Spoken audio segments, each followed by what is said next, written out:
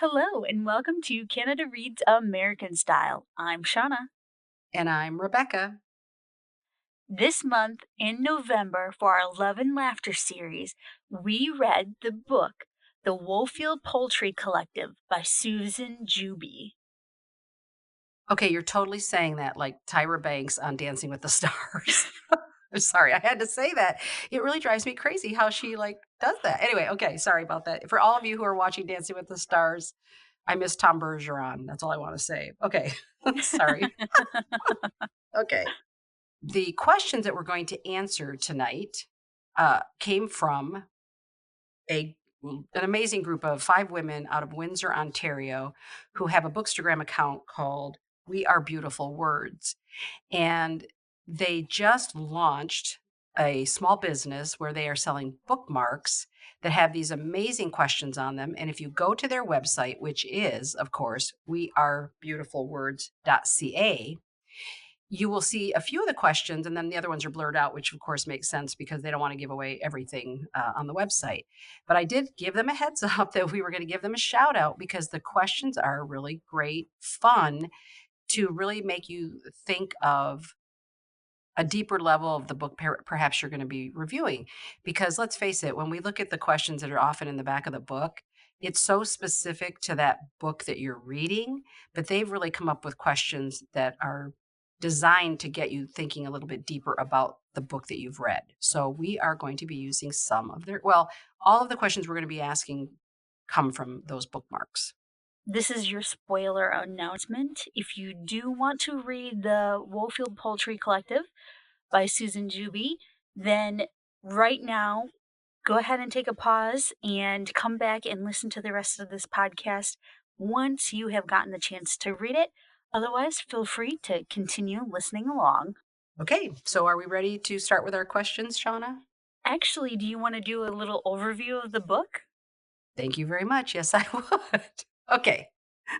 So, the Woefield Poultry Collective is a story about a young woman from Brooklyn, but New York City area, and she inherits a farm. And she's really at a crossroads in her life, doesn't know what to do. She's not happy. She's written a young adult novel that didn't go that well. And she gets this opportunity to take on this farm through an inheritance. Her uncle passes, and she goes there, and she goes there with high hopes. Probably unrealistic hopes, but she goes there. And the story is told in alternating chapters. Prudence is the woman from New York. Sarah is this young girl who has a bunch of chickens, and she and her family want to be able to put the chickens on Prudence's land so that they can live a better life. And so Sarah is a character, but I think she's maybe like 10 years old or something. And then there is Seth, who lives across the street with his mother and then gets kicked out. And he's about 20 years old and he is an alcoholic. He moves in with her because he has nowhere else to go, basically. And then there's Earl. And Earl is about maybe like 75, 76 years old. And he lives on the property. He's lived there for 30 years, was living there when her uncle ran the place. And he's kind of the groundskeeper, sort of he takes care of everything except I'm not so sure he did that well doing all of that. So it's really about these 4 characters and they are alternating chapters and I will just say it's a quick read. It's an kind of an easy read and we'll get more into it as we kind of answer our questions. So are we perhaps ready to start with our first question? We certainly are. Okay. So, why did you read this book? And the reason we read this book is, as you know, we decided to do this Love and Laughter series. And so we did our 2 romances, Aisha at Last and The Switch. And when I started looking, because I told Shauna I'd be happy to look up the titles and figure out what we would read next. And when I was really looking for them, I'm like, son of a gun. It's really hard to find books that are, quote, funny unless you're sort of reading like a joke book or something, right? Because the thing that we will learn as we talk about this book this month and the one for next month, humor is subjective. And there's a wide range of what humor means. Is it slapstick? Is it subtle? Is it raunchy? Is it not, that kind of thing. And so it was really difficult to try to find a title. I looked around and found the Stephen Leacock Awards in Canada. And the sequel to this book, The Republic of Dirt, actually won the award for best humorous book or whatever that year it was published, I guess. And I thought, well, I don't want to read the second in the series. Let's go ahead and read the first one, assuming, of course, that this one would have humor in it since the second one won the award. So that is exactly how the Woefield Poultry Collective was selected. Do you have anything, Shauna, you want to add to that? No. That was a long hesitation. I like that. Thank you. Okay. That does explain why we picked it. All right. What part of the story sticks with you, Shauna?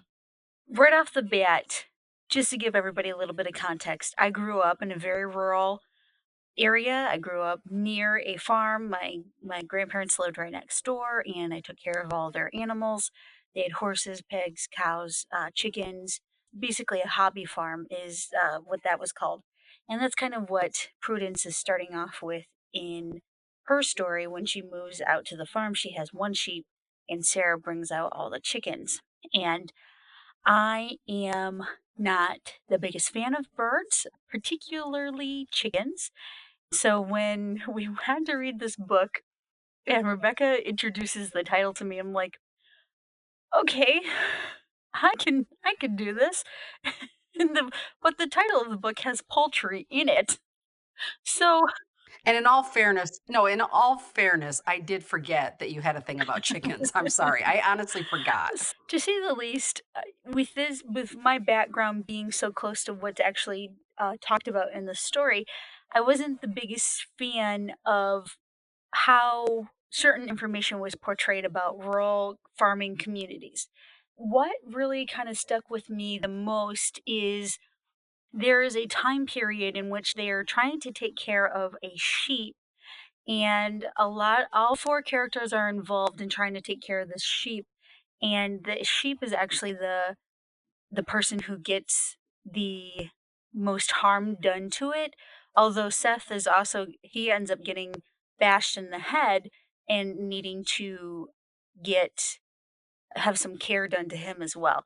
But that particular part of the story was the part that was like, oh, if someone ever talks about this title or says, "Oh, hey, I read that book," the very first thing that I think of is when they're trying to shear the sheep and clip its hooves. They are None of them have any experience in doing it, so they're trying to group effort it by watching a movie from the library, which props to them for going to the library at least. But none of them paid attention to the video, and none of them were skilled enough to see that something was wrong when they were trying to actually do the care that was needed for the animal. And so that was just a little off-putting for me. And for me, I have to preface it too, because you have that background in a lifestyle that's similar to what they're going through. Whereas for me, I'm going to preface it first and then I'll say what part sticks out to me. But one of the reasons when I picked up this book, I saw that Susan Juby did it sort of as an homage to The Cold Comfort Farm, which was a book that has a similar tale that was published in 1932. And I never read the book, but PBS back in the late 80s, I think it was, they did maybe like a 3 or 4 part series of the book, and I loved it. And at the time, it was just and I remember too, everybody was sort of talking about Cold Comfort Farm, and I think there are still actors today that talk about, that the influence that that movie had, and Kate Beckinsale actually played the main character in that book. So for me, coming into this book, I had a really warm feeling about it because of that connection to Cold Comfort Farm. So that's the first thing. So I expected to like the book, number one. Now, the part of the story that sticks with me is it's actually, Shauna, that is a part that I'd kind of forgotten about. So thanks for reminding me of that horrific part about the sheep because that really bothered me. I didn't like that at all because as some of you may know, like, I'm a big donkey fan. I go to the Donkey Sanctuary of Canada often, and I've heard horrific stories about how donkeys are treated and how they're not cared for, and that brought all that back when I was here reading about the sheep. So I didn't like that part at all. But the part that sticks with me is Sarah, because Sarah is such an innocent little girl who is in a really bad home life situation, and she just wants what I think all humans want, which is connection.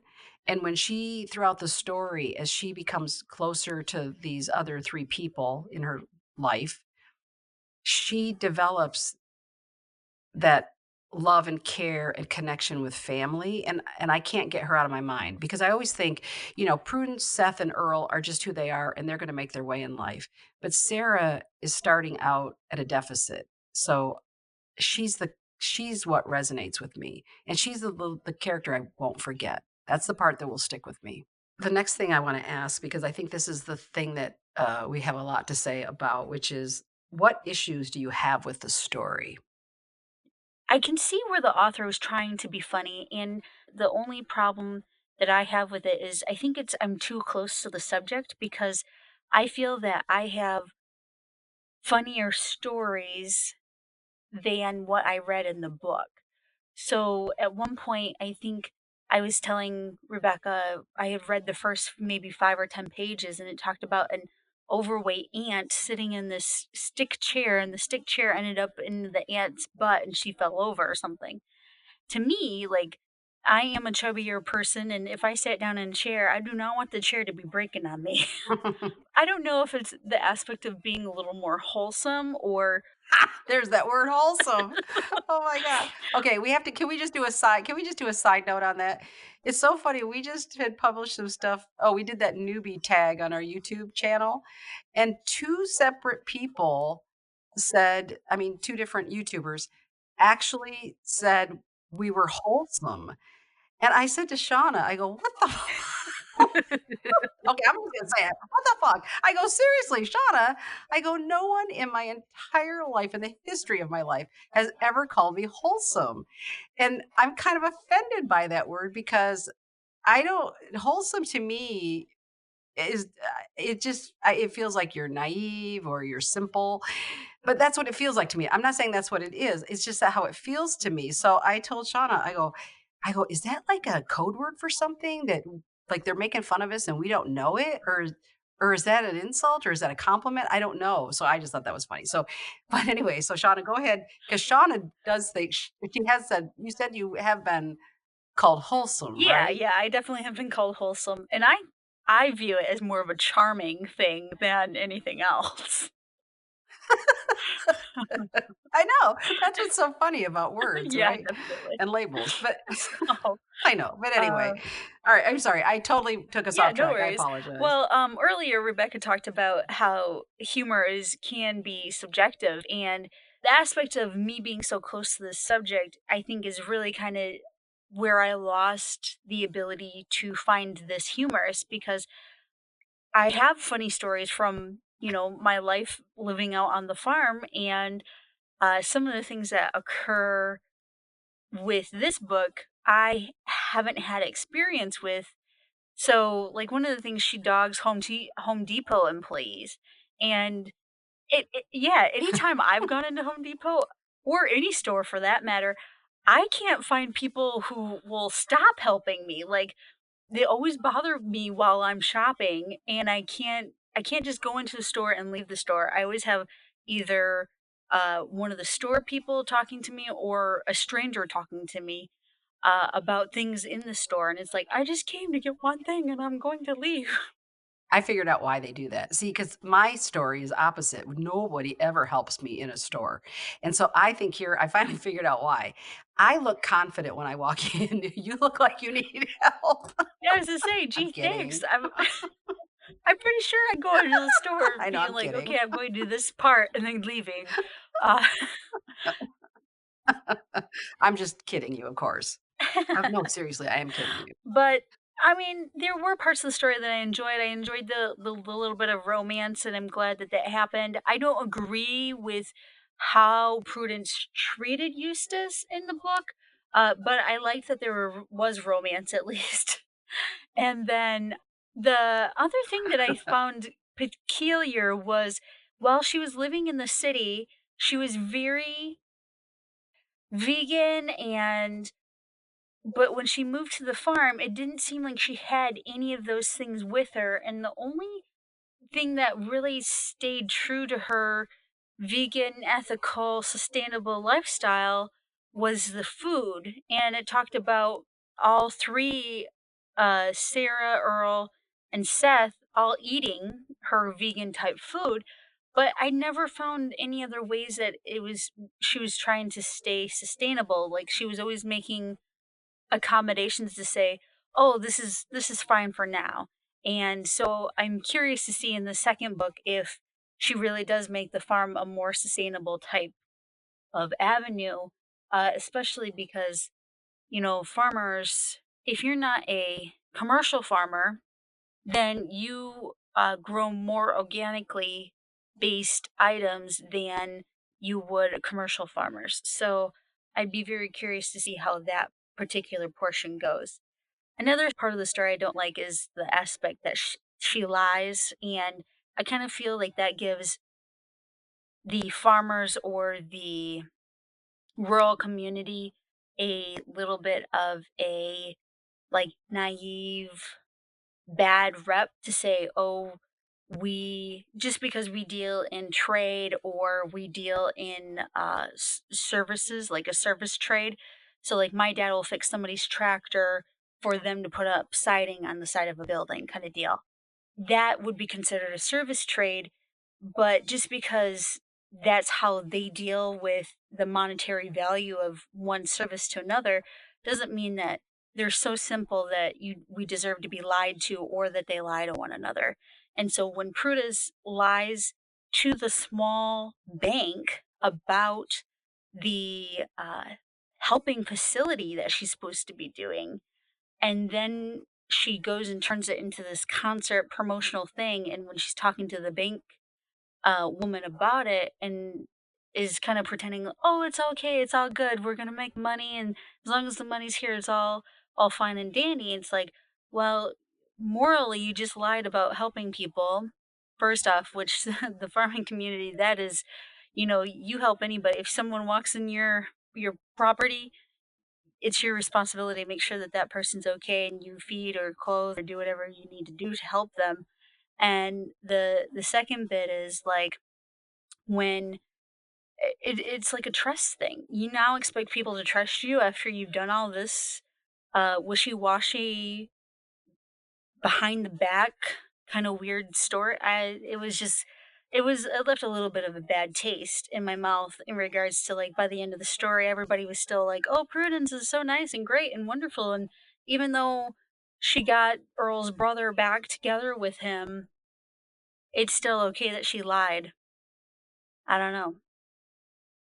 Honestly, the issue I'm having is how many people don't like this book that I've talked to or that I've read their reviews or whatever. And I want to talk about that for a minute because I think part of what is missing is, again, the context of the book, which is it's not supposed to be a real portrayal of rural living. It was supposed to be this homage to something that was kind of this quirky little story and these quirky little characters. And I think she pulled off what she wanted to do really well. And I know people don't like the book for various reasons, which I'll go into in a minute. But I think that's what I liked about the book is that she did what she probably wanted to accomplish in retelling a story that's known, that's Right. I would say well known, fairly well known. But Can I ask you, is that mentioned in the back of the book or is it mentioned in the beginning of the book? I think it's at the back of the book. Yeah, I think it's at the back of the book, and I know what you're gonna say is that how would you know that unless looked at the back of the book, but I always look at the back of the book, so whenever I get a book, I look to see, first of all, how many pages is it? I like to know how many pages, so I look, and that's when I often discover all that great wealth of information at the back. So then I read all that stuff. I mean, if I think they're gonna give away the story, I don't read it too closely, As also what I do, as you know, I look up authors and I look up who they are in the context of them as writers. So, which I'll talk about in a minute with regard to Seth, but, you know, that's why for me, I think she pulled it off beautifully. It's a really simple, almost like a little bit of a fairy tale kind of story where she was just sort of telling this little quirky story about quirky characters. And one thing I had said to Shauna was back in the old days, I'm a big classic movie fan. And, Mickey Rooney and Judy Garland used to do these big MGM musicals. And it was always like they were young at the time. And they would always say, they would get a group of kids together and they'd say, let's put on a show. And then they would do this grand, like $1 million production, like this MGM production of a musical that there is no way that that a group of kids could ever do that. But it's always been this longstanding joke. People will say, let's put on a show, and knowing that it's going to be this bigger thing than it's supposed to be. And I think that's kind of how I took the book, which is it's silly. There's no and we do programming. I've done programming for 20 years. There's no way on God's green earth they put together a concert in a couple of months with a world famous singer, just even if he was Earl's brother. There's no way any of that happened. And so I'm reading it like this is so fantastical, and that's what makes it funny is that it's so out of the realm of reality that it's silly. And that is what's funny. And I do want to say though about the humor part of it. I also don't think this book is not funny. I think there are parts of the book that are funny, but this book is sad and painful and ugly at times. It really is. Like some of Seth had a lot of like sexually inappropriate comments that he made. And I didn't like that part. And I'm not a prude by any stretch of the imagination, but he offended me. Like I thought, like, ugh, like make my skin crawl. And there were behaviors that he did to, he sexually harassed this young woman. And I didn't like that at all. But when I thought about it in the context of what Susan Juby was trying to do, I sort of felt like, you know, she's kind of putting it out there about how ugly people can be, how cruel and ugly people can be. And yet these four people come together and form this amazing bond. And that's really beautiful. So, and one of the things too that I want to say about Susan Juby is when I did my research on her, she called herself an alcoholic at the age of 16. And at 20, that's when she at least started her path to sobriety. Now, I don't know if that means at 20 she because she actually wrote a book about her life at this point, but I don't know if at 20 she became sober and then stayed sober all of this time or not. I don't know if she fell back at any point in her life. I don't know. But the thing is, some people who read the book really did not like Seth, and they thought that she was trying to make alcoholism humorous. And I don't think that at all, because I don't think there were sometimes things that Seth said that I thought were funny, like all the characters. That's for me, humor is a turn of a phrase. Do I think this was a funny book? No. And I don't think it's a humorous book. I think it was all those things I said, but I think if you're reading it thinking you're supposed to laugh through the book, like we're about to laugh through Son of a Critch, because that really does sound like it's going to be really funny, I think that's going to be a humorous book. This book has humor in it, but I don't think it's funny. And some of the comments, I just want to mention some of the comments that some people, I read their comments about the book. And someone said they thought it was terrible. It glorified alcoholism, diminished female strength, problematic child parental relationships. Somebody said, turning alcoholism and harassment into comedy, I think, is gross, which, of course, I agree. And then someone said also, I had a hard time finding humor in Seth's and Sarah's stories. And I agree. I don't think their stories are humorous. I think, again, there are moments that are. I can't say that I think Sarah is ever humorous, actually. I think Seth is humorous because I'm going to read a line that is my favorite line in the book. But they're not, their stories are not humorous. Their stories are painful. But I think it's a lot of layer. And I will say this, I do agree with the concept that she maybe tried to do too much. I will agree with that. That I'll give as a criticism. But here's the line that Seth said that I swear to God, like I actually laughed out loud. I sent this to my sister and I thought if this isn't a perfect uh way to describe someone, because as soon as I read it, I guarantee you you're going to think of somebody in your life that you've known that looks like this.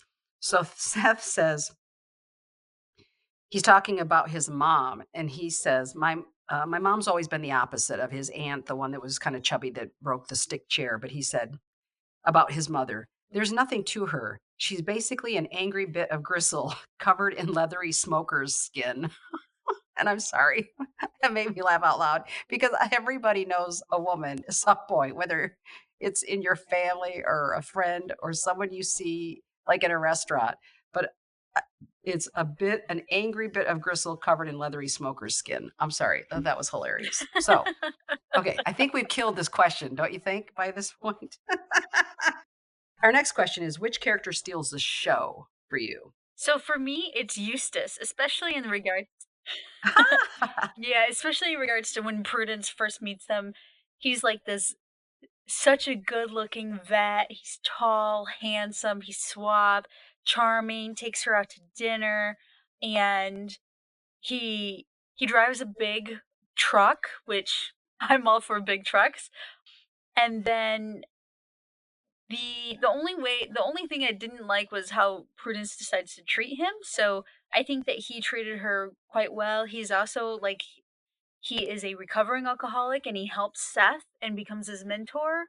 And I just think that he was the breath of fresh air that this story really needed to have, because he's not one of the characters that gets a he we don't ever get to see his viewpoint. He's probably the fifth most talked about character in the story. So I would have to say for me it's Eustace. Yeah, and I have to agree that the one thing I didn't like was I do think Prudence was a freaking liar, and I didn't like that. And that was just over the top for me that she was a liar. And at the end, toward the end, when she says at one point, well, I'm not going to apologize to Eustace. And then later he says to her, you're not going to apologize, are you? And she said, no. And he was like, okay. And I thought, no, no, no, no, no. So that just really irritated the snot out of me because people who can't apologize for their failings or their shortcomings are dead to me. They're just totally dead to me. I so Prudence, but I will say this. I feel like Prudence in the city is a completely different character than Prudence on the farm. And I'm curious too about how does she become more like how that switch was too quick and it was weird. It was like two different characters. So anyway, I just wanted to say that because I almost forgot. For me, the character that steals the show, and I know all the people who don't like this book are going to kill me for this, but it's Seth. And the thing about Seth is Seth's story about how he falls in, well, he's kind of messing around with his high school teacher and he gets humiliated. He goes into seclusion from the time he doesn't even finish school, I think it is. He doesn't finish. And he goes into seclusion in his mother's home. And then it's only until he meets Prudence who sort of drags it out of him. And actually, I don't think she's even paying attention to him in the beginning. She's just sort of expecting him to take care of business and do XYZ or, whatever she needs him to do. And I think she realizes he's got a problem, but he does. He's a really tragic figure. Now, the bad stuff that he does, like in harassing that young woman, that was really horrible. It was uncomfortable to read. I felt bad for her. I could picture her in my mind's eye, sort of cowering to him.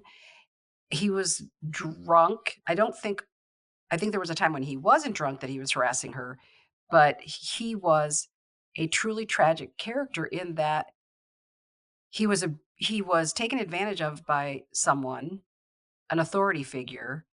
He was then humiliated, he became an alcoholic, he went into seclusion, and he lost all those years of his life.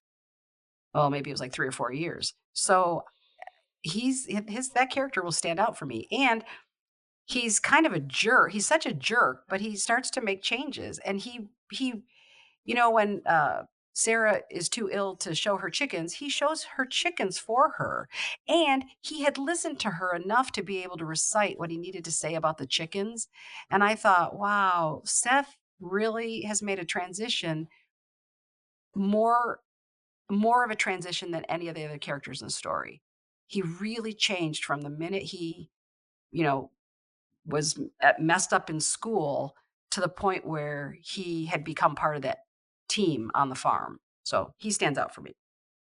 Our last question is, do you see yourself reflected in the story? Well, the fact that I've brought up my roots from the rural community definitely showcases that I see myself reflected in the story, especially in regards to having to clean out the chicken coop and take care of daily tasks and chores. So you obviously see yourself reflected in the story? Yes. Okay.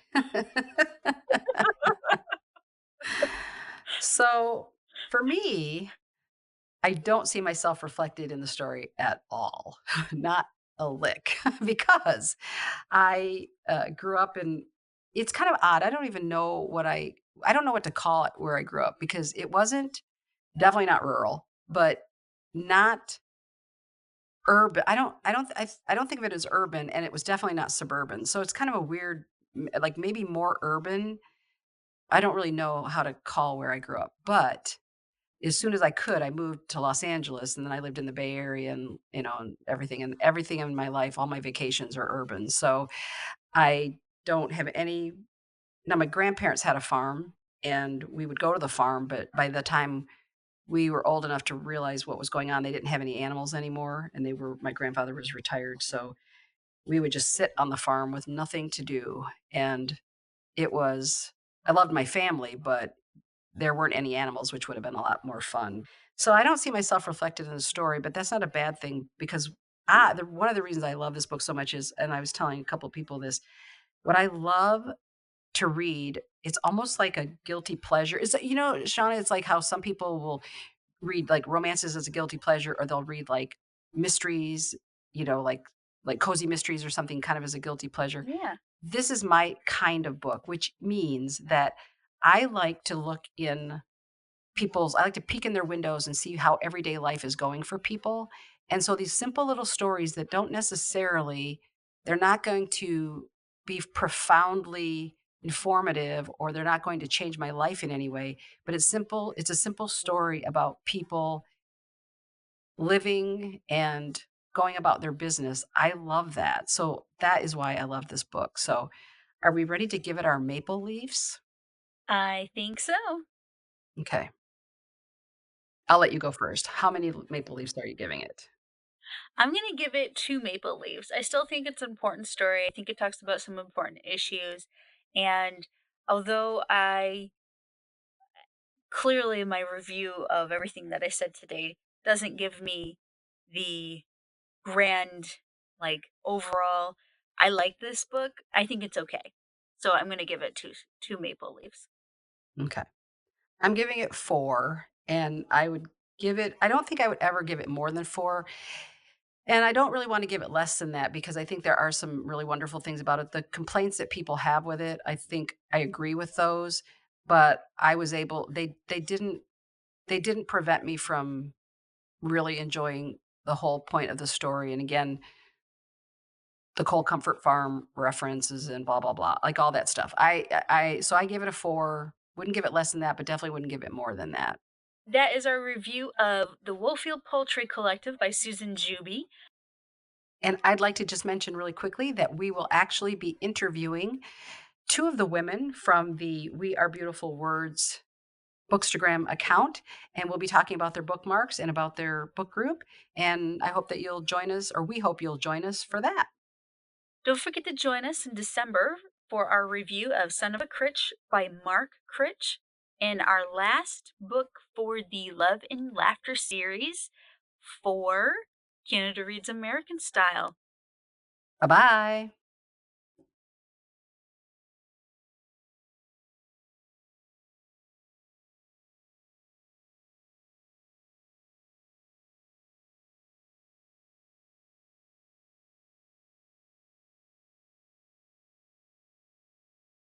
Thanks for listening.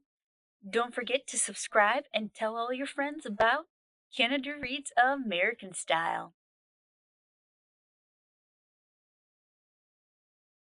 Reads American Style.